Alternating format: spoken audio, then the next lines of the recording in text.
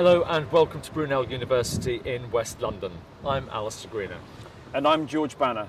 And today we're going to be speaking with Professor Heinz Wolf. I'm Heinz Wolf, and I'm an emeritus professor of bioengineering at Brunel University. And we're going to be asking him about the Give and Take Care programme. I'm currently spending most of my time in trying to nationalize, make the whole nation cooperate in a scheme called Give and Take Care. And the purpose of this is that we are facing an increasing number of frail elderly people who need caring, but there isn't really enough economic resource or enough people to do the caring.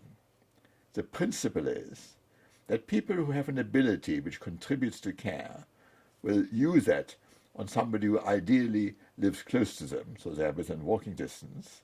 They will do this for a few hours a week, and for every hour which they spend, they get a credit on a special bank account of another hour. The currency is an hour. So over a lifetime or a fraction of a lifetime, they will accumulate enough pension credit, as it were, to look after themselves when they are old.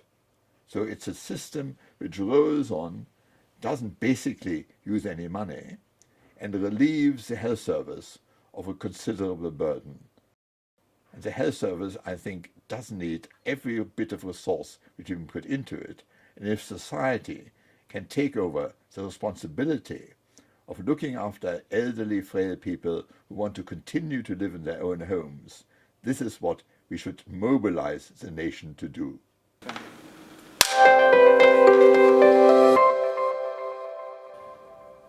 What you're proposing is a big organisation involving lots of people. Who's going to run the books?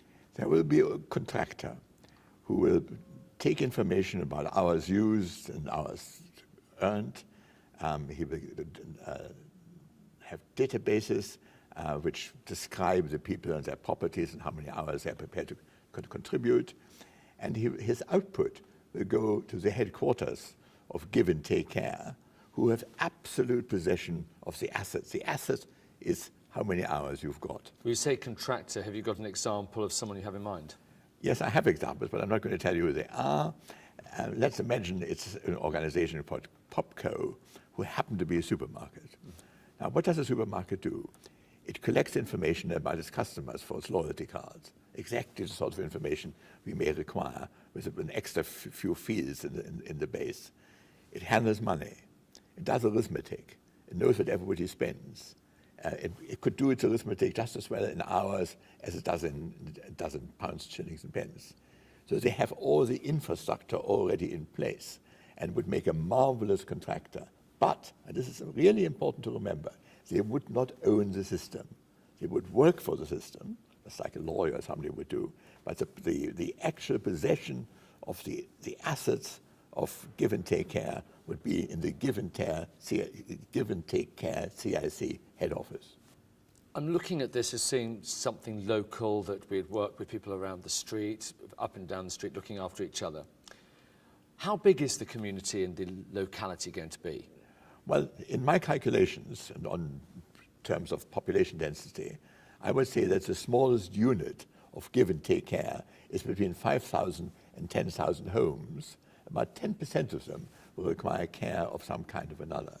And each of these local organizations will have a boss who might even get paid a bit, and a committee of members who are members of Give and Take Care and earn credits for doing the help of organization.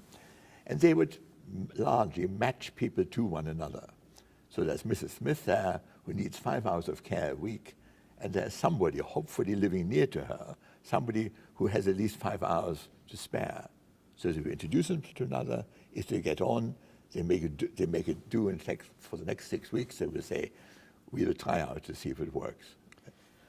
If I grew up in one area and earned my credits and then moved to somewhere else, the other end of the country, are these credits transferable? Yes, but they will only be transferable if the system is big enough. And I am planning for at least 1 million members. so that a GAT, the name of the unit of currency, is totally transferable, just like a £5 note or a coin. There's a lot of different things we can do to care for one another, such as reading Dickens, which is quite a pleasurable task, all the way through to, say, cleaning the bathroom floor. Are all credits worth the same? Yes, because credits are time, because we have no way of telling what care will actually mean in 20 or 30 years' time from now. So it is time which you spend. The pleasantness or unpleasantness is not one of the criteria which you take in place. And the huge advantage of using time is, first, you don't have to predict what's going to happen. It could be breakfasts or getting out of beds and so on, which would be terribly limiting. And also, it's free of inflation. Nobody will make the hour longer or shorter. So you have an absolute period of time which you've invested in the system. And I think that is the beauty, that it won't lose its value and will adapt itself to the kind of care which might be required at the time when you need it. Time is something you've been talking about a lot and transferring of that. What about money? Will anybody be paid? Nobody will be paid except a certain amount of administrative staff. And of course, there'll be bank charges, there'll be insurance, there'll be all sorts of overheads for which some real money will have to be provided. And I have devised a way in which this real money is obtained in a relatively painless manner and does not, I say this many times, depend either on the state or on a charity or on a business. It is generated entirely within the system itself. Now, shall I tell you how to do this? Well, the way it's done is that if here you are, an 85-year-old gentleman, living in the corner of the road, and you really need 10 hours of care a week, supplied possibly by more than one person. Now, for every hour of care you use of the balance which you have on your hour's bank account, you pay an administrative fee. You don't put it in the hand of the carer, an administrative fee of, say, 75 pence an hour. Now, that produces an astonishing amount of money, and this produces enough cash to pay for all the things for which real, hard, normal currency is required.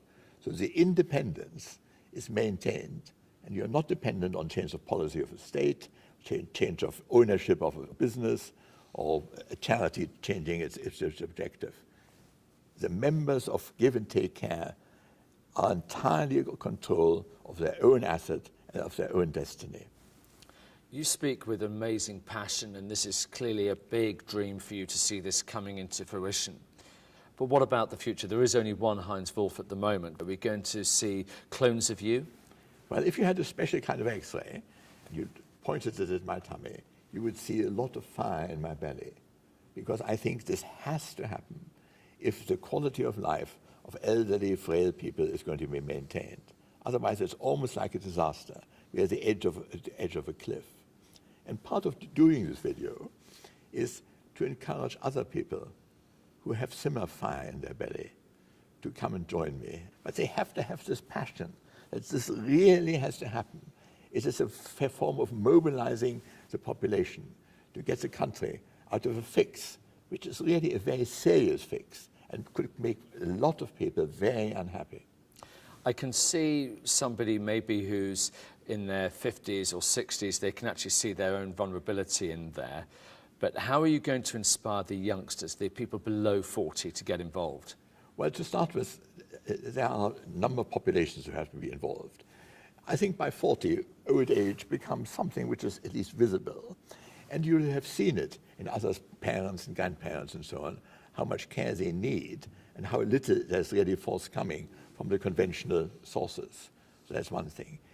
There will be a scheme for younger people like students. Students are being encouraged to be volunteers because it's part of their CV and they want to get a job, that they up to, say, the age of 30 may be allowed to cash in their credits in getting mentoring. So they still give it to an older person, but not necessarily to a person who requires care. And they improve their own career prospects. At the same time, they give more capital, if you like, to the person who in due course may require care. There is publicity, and I'm much exercised by the fact, do you frighten people into this and saying, who's going to look after you when you are old? Or do you make it a joyful thing, saying, think how many people you'll be helping, how many new social contacts you make, how many people you get to know, and how good you'll feel once you've done it. And I'm very much concerned that we should really emphasize the joyful nature of this operation. How do you answer those skeptics who think that maybe you're being a bit idealistic?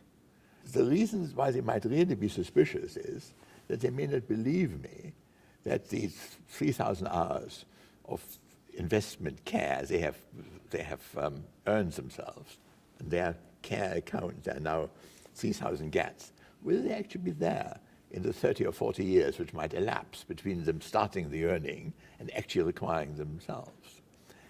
And my answer is that it's exactly like a pension. You give periodic amounts of money to some organization. The organization does something with it, which may be preferable, may be profitable, may not be profitable. They may be taken over, bought over, go bust, whatever it is. While if you have your investment in hours, there's a whole generation who will want to improve their prospect for their old age.